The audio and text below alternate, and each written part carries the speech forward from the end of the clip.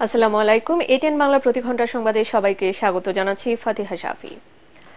পাকিস্তানকে হোয়াইট ওয়াশের লজ্জায় ডুবিয়ে নতুন ইতিহাস করল বাংলাদেশ। রাওয়ালপিন্ডিতে দ্বিতীয় ও শেষ টেস্টে ৬ উইকেটে জিতেছে টাইগাররা। এতে টেস্ট ক্রিকেটে পাকিস্তানকে প্রথমবারের মতো হোয়াইট ওয়াশ করল লাল সবুজের দল, তাও আবার পাকিস্তানের মাটিতেই। ১৮৫ রানের জয়ের লক্ষ্যে শেষ দিনে ব্যাট করতে নেমে লাঞ্চ বিরতি পর্যন্ত ২ উইকেটে ১২২ রান তোলে নাজমুল হোসেন শান্তর দল। জয়ে থেকে তখন মাত্র ৬৮ রান দূরে ছিল বাংলাদেশ। আগের দিনের বিনা উইকেটে ৪২ রান নিয়ে খেলতে নেমে দলের ৫৮ রানে জাকিরের উইকেট হারায় বাংলাদেশ। দলীয় ৭০ রানে বিদায় নেন সাদমান। দলকে ১২৭ রানে রেখে ৩৮ রানের পুঁজিতে সাজঘরে ফেরেন শান্ত। মমিনুল আউট হন ৩৪ রানে। সাকিবকে নিয়ে দলকে ঠিকই জয়ের ঠিকানায় পৌঁছে দেন মুশফিক। ৪ উইকেটে ১৮৫ রান করে জয় পায় বাংলাদেশ। পাকিস্তানের ২৭৪ রানের জবাবে প্রথম ইনিংসে ২৬২ রানে অল আউট হয়েছিল বাংলাদেশ। টাইগারদের পেস আক্রমণে দ্বিতীয় ইনিংসে ১৭২ রানে গুটিয়ে যায় পাকিস্তান। জাতীয় ঐক্যমত প্রতিষ্ঠায় গণমাধ্যমকে সরকারের ভুল ত্রুটি তুলে ধরার আহ্বান জানিয়েছেন অন্তর্বর্তী সরকারের প্রধান উপদেষ্টা ডক্টর মোহাম্মদ ইউনূস। রাষ্ট্রীয় অতিথি ভবন যমুনায় বিভিন্ন পত্রিকা সম্পাদকদের সঙ্গে বৈঠকে তিনি এ আহ্বান জানান। বৈঠক শেষে ডেইলি স্টারের সম্পাদক মাহফুজ আনাম সাংবাদিকদের জানান, সাংবাদিকদের নিশ্চয়তা ও গণমাধ্যম কর্মীদের খুনের নামে যাচাই বাছাই ছাড়া মামলা দেয়া বন্ধ করতে ডক্টর ইউনূসকে অনুরোধ জানান তারা।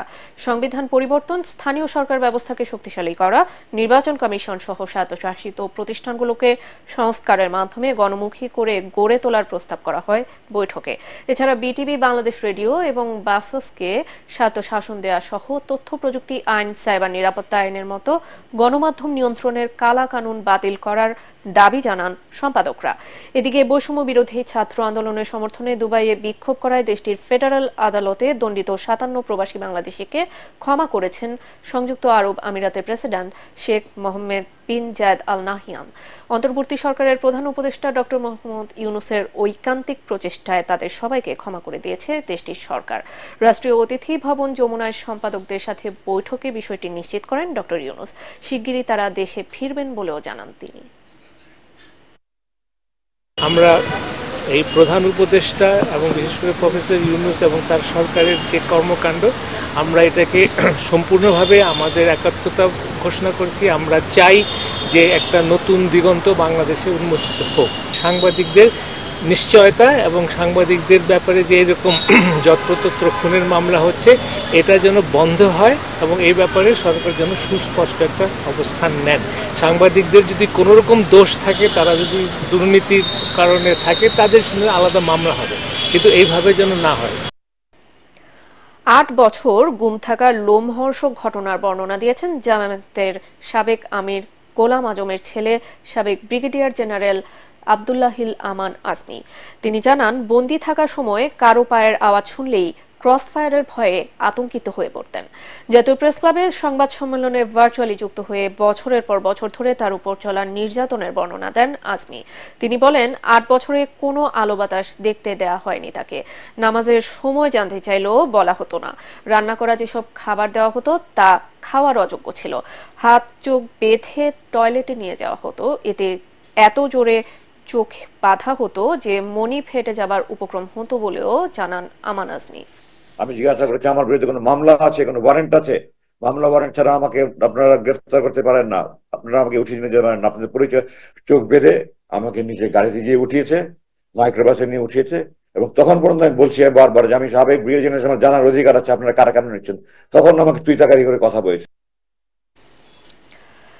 শেখ হাসিনা সরকারের প্রত্যক্ষ মদদেই দেশি বিদেশি চক্রান্তে ২০০৯ সালে পিলখানায় নারকীয় হত্যাযজ্ঞ চালানো হয় বলে অভিযোগ করেছেন বিএনপি স্থায়ী কমিটির সদস্য অবসরপ্রাপ্ত মেজর হাফিজ উদ্দিন আহমেদ।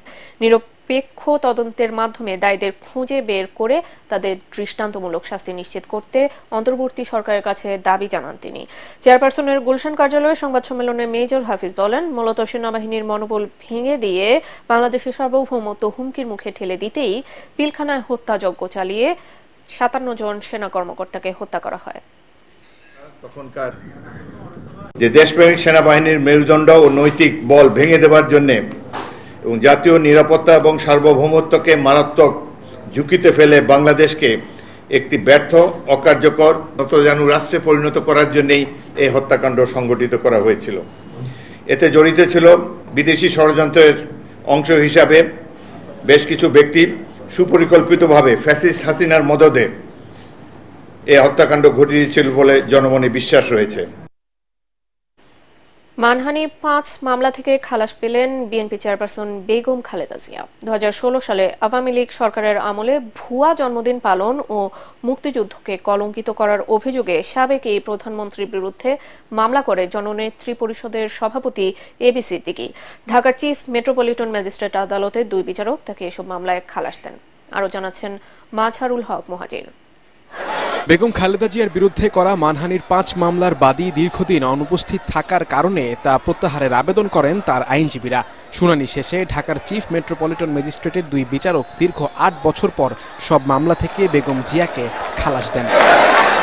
এই মামলাগুলা যারা করেছে, এই মামলাগুলা করার তাদের কোনো আইনগত অধিকার ছিল না, তারপরও সরকারের ইঙ্গিতে তারা মামলা করেছে।